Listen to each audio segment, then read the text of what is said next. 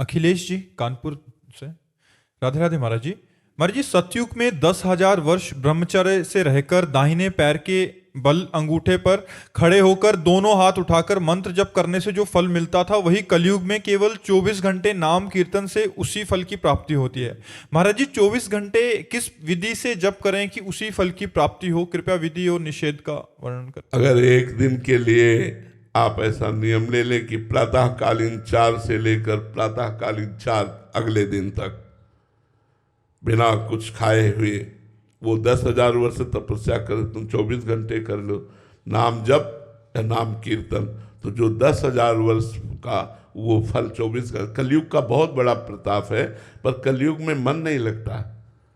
सबसे बड़ी समस्या ये है कि सतयुग आदि में मन बड़ा वो मतलब इतना मन को साधे हुए लोग थे कि कहीं भी मन से भी कोई पाप ना हो जाए।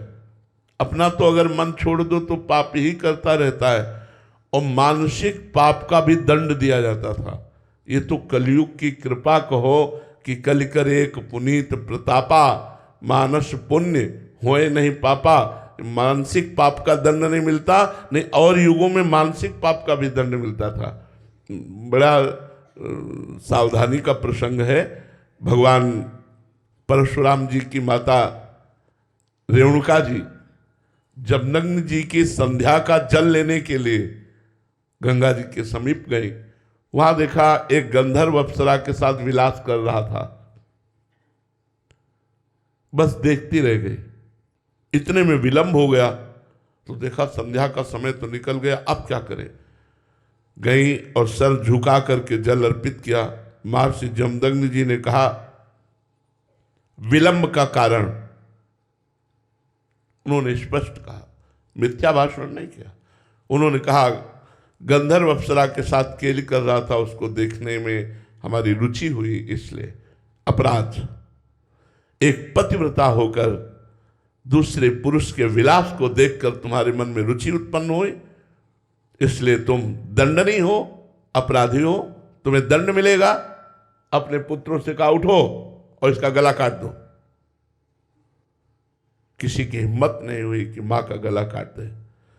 थोड़ी देर में देखा परम ब्रह्मचारी भगवत स्वरूप भगवान परशुराम जी फरसा लिए उपस्थित हुए, हर समय अस्त्र रखते थे। प्रणाम किया, उनका बेटा अपनी मां का गला काट दो। प्रश्न नहीं किया, तुरंत काट दिया। अपने भाइयों का गला काट दो, प्रश्न नहीं किया, तुरंत काट दिया। बोले मैं बहुत प्रसन्न हूं, वरदान मांगो। तो उनका मेरी माँ और भाई पुनः जीवित हो जाए, उनको ये स्मृति भी न रहे कि मैंने वध किया।